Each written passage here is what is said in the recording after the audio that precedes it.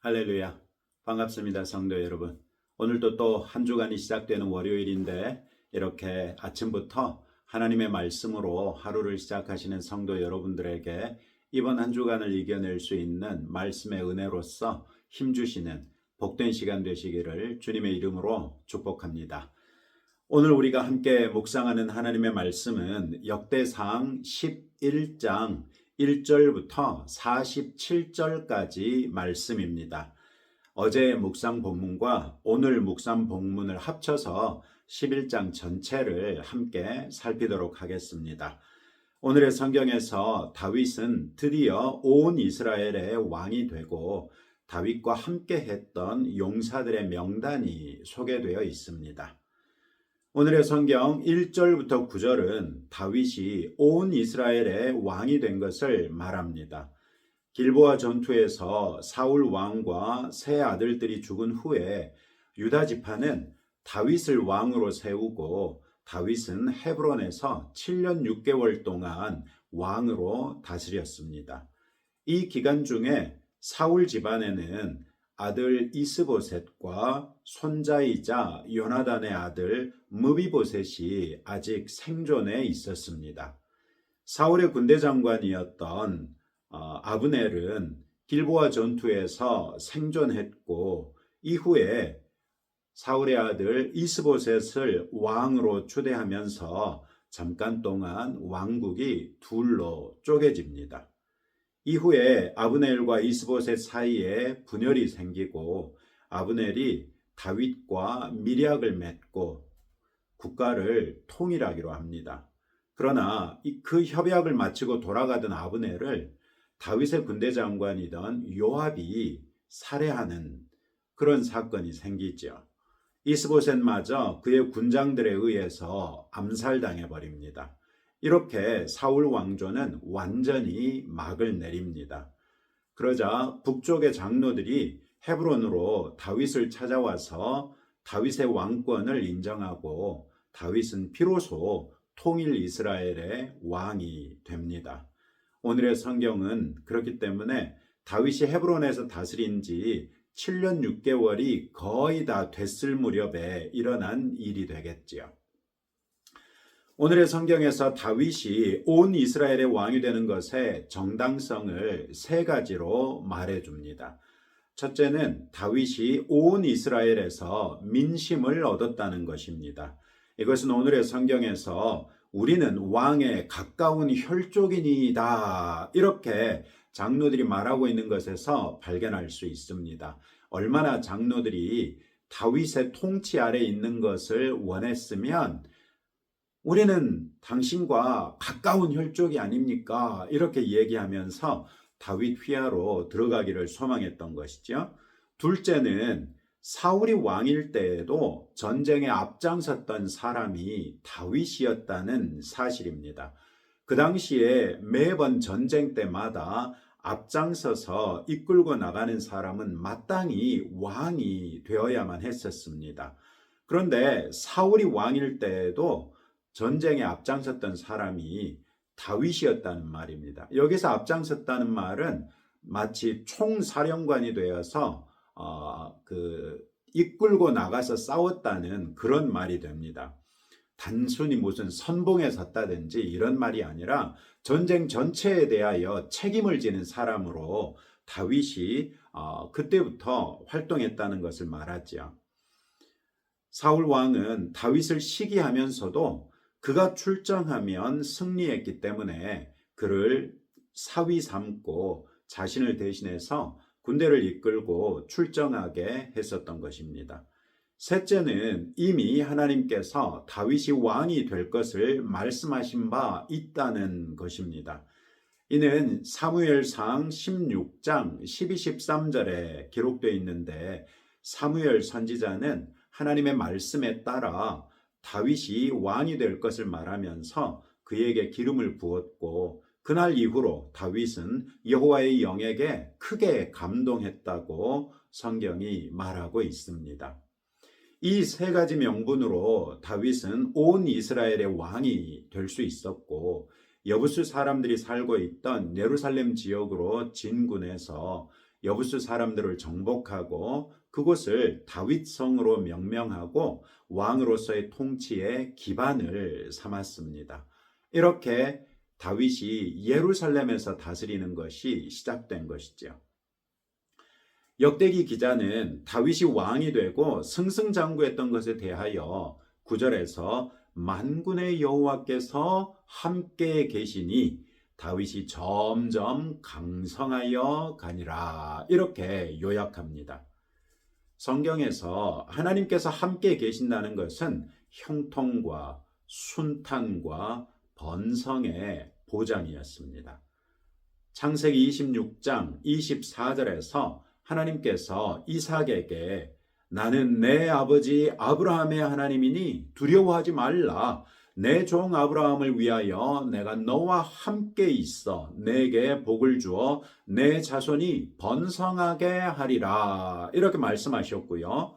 창세기 39장 2절에서는 여호와께서 요셉과 함께 하심으로 그가 형통한 자가 되어 그의 주인 애굽 사람의 집에 있으니 이렇게 말했고, 역시 똑같은 39장에서 23절에 보시면 이는 여호와께서 요셉과 함께 하심이라.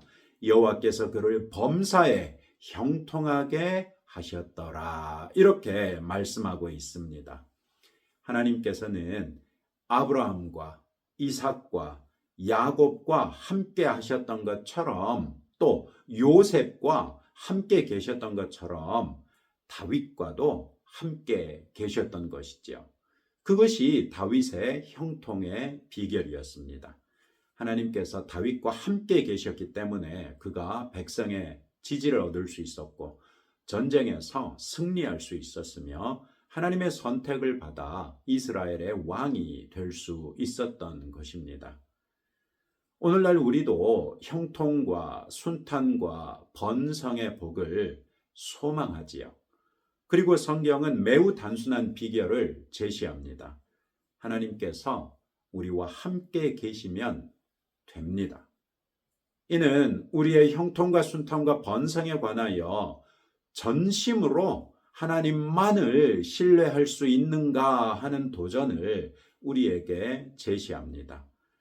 이 세 가지는 우리들의 일상적인 기도의 압도적인 다수를 차지하고 있는데 우리는 기도하는 만큼 하나님만을 신뢰하고 있기도 한가 하는 것이죠. 어쩌면 이런 일은 하나님께 맡기기보다는 내가 직접 챙기는 것이 더 효과적이라고 생각하면서도 기도하는 신용만 하고 있지는 않습니까? 어쩌면 우리는 건강을 잃고서야 비로소 정말로 하나님께 매달리며 건강케 해 주시기를 비는 것처럼 온전한 마음이 담기지 않은 형식적인 기도로서 하나님의 귀만 간지럽히고 있지는 않습니까? 성경은 반복해서 하나님께서 우리와 함께 계시는 것이 우리의 형통과 순탄과 번성을 결정짓는다고 하면서 무수한 사례를 제시했습니다. 어쩌면 우리는 너무나도 익숙하기 때문에 그 중요성을 제대로 인식하지 못한 채 관성과 관습에 따라 기도하는 척하면서 실상은 하나님을 전혀 의지하지 않고 있는지도 모를 일이죠. 정말 하나님께서 우리와 함께 계시기를 원하는 사람은 기도할 뿐만 아니라 기도를 하나님에 대한 온전한 신뢰로서 증명해 보일 것입니다. 하나님께서 나와 함께 계시기를 즐겨 하실 수 있도록 내 삶을 거룩하고 정결하게 지키는 한편 주의 말씀을 주야로 묵상할 것입니다. 그리고 말씀을 통해 우리에게 찾아오시는 하나님을 만나는 것이 얼마나 황홀한지를 경험하고 그 감격을 잃지 않기 위해 더욱 하나님과 함께하는 삶을 소망하게 되겠죠. 이럴 때 하나님께서는 우리가 아무런 근심과 염려 없이 하나님과 깊은 교제를 누릴 수 있도록 우리를 형통하게 하시고 순탄하게 하시며 번성케 하실 것입니다. 얼마나 하나님의 복을 받고자 하는지를 우리의 삶으로서 증명해 보여주시지 않겠습니까? 10절부터 47절은 다윗과 수많은 전투를 함께 치른 용사들을 나열합니다. 이 명단은 다음 장 12장에서도 이어집니다. 오늘의 성경에서는 주요 장수들을 소개하고 12장에서는 다윗의 용사들을 지파별로 소개함으로써 다윗 왕이 온 이스라엘의 지지를 받는 왕이었다는 것을 다시 한번 보여줍니다.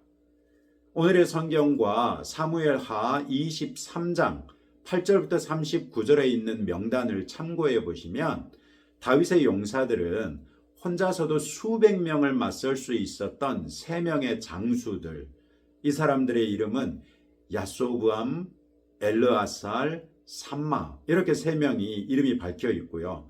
그들의 버금가는 또 다른 3명의 장수들, 아비새, 브나야, 그리고 한 사람의 이름은 밝혀지지 않았습니다. 그리고 그런 다음에 30명의 용사들이 있었다라고 얘기합니다. 이 36명 혹은 37명, 사무엘하 23장에서는 총 37명의 이름이 소개되어 있는데 이 37명의 용사들은 모두 용사들의 우두머리로 다윗과 오랜 동안 함께하며 그가 왕이 되는데도 혁혁한 공을 세웠고 그의 왕권을 공고히 하는데도 필수적인 역할을 했던 사람들입니다.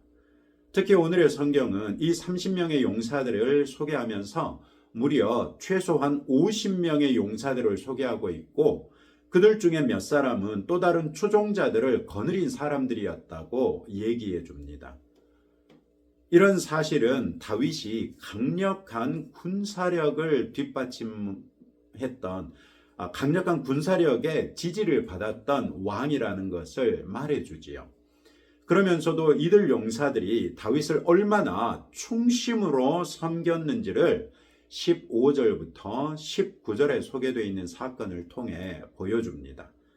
다윗이 블레셋 사람들과 르바임 골짜기와 베들레헴 부근에서 전투를 할 때 무심결에 베들레헴 성문 곁 우물물을 마시고 싶어하는 말을 합니다. 이에 요압의 아우 아비새를 필두로 한 3명의 용사가 블레셋 진영을 돌파하고 베들레헴까지 가서 베들레헴 성문 곁 우물물을 길어가지고 다윗에게 가져다 줍니다. 다윗은 자신이 무심결에 한 말로 인해 용맹한 군장 3사람이 감수해야 했을 위험을 생각하면서 차마 그 물을 자신이 마시지 못하고 여호와께 부어드리지요. 이 사건은 용사들이 충심으로 다윗을 따랐다는 것과 함께 다윗 역시 용사들의 생명을 자신의 생명처럼 아꼈다는 것을 보여주는 사건이었습니다. 그는 자기의 용사들을 자신의 목적 달성을 위한 도구로 생각하지 않았고 그들의 목자로서 용사들에 대한 주군으로서의 책임을 다했던 것입니다. 이런 모습은 사울 왕의 아들 이스보셋을 그의 군장들이 죽였던 것과 비교해 볼 때 얼마나 다윗이 훌륭했던지를 보여주지요. 특히 다윗이 그 물을 여호와께 부어드린 것은 매우 중요한 의미를 가집니다. 그 3 용사의 충성은 자신이 받을 만한 것이 아니라 여호와 하나님께서 받으실 만한 충성이라는 그런 표현이었던 것이죠. 감히 자신은 그런 충성을 받을 만한 사람이 아니라는 겸손과 그 3 용사의 충성에 대하여 하나님 앞에서 깊이 감사하는 마음을 표현했던 것입니다. 동시에 다윗은 그 3 용사에 대하여 하나님께서 그들의 충성에 대하여 복 주시기를 간구했던 것이기도 합니다. 이처럼 다윗은 매사에 하나님을 염두에 두었습니다. 자신이 왕이 된 것도 하나님의 백성을 하나님을 대신하여 다스릴 뿐이라는 청지기 정신 혹은 목좌됨으로 인식했고 하나님 앞에서 교만하지 않았습니다. 다윗의 이런 모습을 하나님께서는 일찍이 보셨고 그를 기뻐하셔서 왕으로 세우셨던 것이겠죠. 우리도 우리의 일상생활에 임하는 데 있어서 바른 중심으로 임할 필요가 있겠지요. 하나님께서 감찰하시는 것을 인식하면서 하나님께서 내게 주신 시간, 내게 주신 직장, 내게 주신 사람들 등등에 대하여 진심으로 임해 보십시다. 하나님께서 내게 허락하신 것들과 사람들에 대하여 마치 다윗이 어린 목동이었을 때에도 아버지의 양떼를 지키기 위하여 사자나 곰과도 용맹하게 싸웠던 것 같은 책임감을 발휘해 보십시다. 순전한 마음으로 책임을 다하되 그 중심에 여호와 하나님을 의지하고 하나님의 영광을 위하여 그렇게 해 보십시다. 그럴 때 우리의 중심을 하나님께서도 인정하시지 않겠습니까? 그렇게 하나님께서 우리로 인하여 기뻐하시고 영광 받으신다면 어찌 하나님께서 우리를 향하여 복과 자비를 아끼시겠습니까? 하나님 앞에 복 받을 만한 사람들로 살아가시는 저와 여러분 되시기를 주님의 이름으로 축복합니다. 오늘도 이런 말씀을 붙들고 다음과 같이 함께 기도하겠습니다.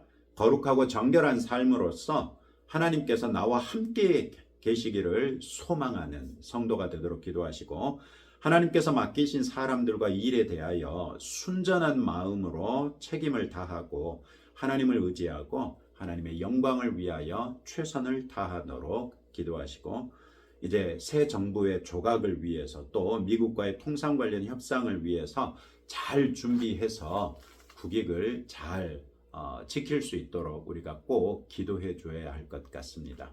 또 이번 한 주간 동안 여러분들의 삶을 미리 생각해 보시면서 하나님께 도움을 구하는 복된 시간 되시기를 바랍니다. 함께 기도하겠습니다. 하나님 아버지 감사합니다. 오늘도 다윗의 삶을 통하여 우리에게 귀한 교훈을 주신 것을 감사합니다. 우리도 다윗처럼 거룩하고 정결한 삶으로서 하나님께서 나와 함께 계시기를 소망하고 단순한 소망에서 그치는 것이 아니라 주의 말씀을 늘 묵상하며 말씀의 인도하심을 따라 거룩하고 정결하게 살아가는 성도 되게 하옵소서. 하나님께서 맡겨주신 사람들과 일에 대하여 순전한 마음으로 책임을 다하게 우리를 도와주시기를 원합니다. 뿐만 아니라 그 모든 일들을 행함에 있어서 하나님을 의지하고 하나님의 영광을 위하여 최선을 다하는 주의 자녀되게 하옵소서. 주님, 우리나라에 이제 새로운 대통령이 세워졌고 새로운 대통령을 중심으로 국정을 이끌어 나갈 정부가 구성되어야 할 것입니다.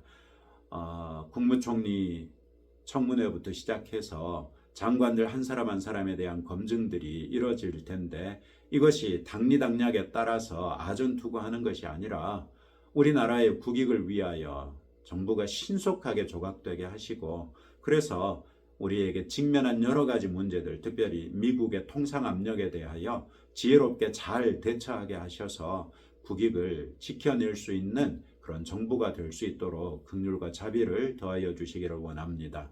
또한 정치권이 화합할 수 있는 계기가 마련될 수 있도록 은혜 베풀어 주시고 대통령이 온 국민을 아우르고 통합으로 이끌어갈 수 있는 대통령이 될 수 있도록 아버지께서 그의 중심을 감찰하여 주시기를 원합니다. 특별히 그의 부인이 그리스도인으로서 열심히 기도하는 분인 줄 우리가 알고 있은즉 아버지 하나님께서 그 영부인의 기도를 통해서라도 그 남편에게 그리스도 예수의 복음이 증거될 수 있도록 아버지 역사하여 주옵소서. 놀라운 일을 이루신 아버지께 감사드리며 예수님 이름으로 기도합니다. 아멘. 이제 여러분들의 기도 제목들 가지고 하나님 앞에 나가시면서 기도하실 때 우리 아버지 되신 하나님께서 여러분들의 기도에 귀 기울여 주실 것입니다. 평안한 하루 되시기를 주님의 이름으로 축복합니다.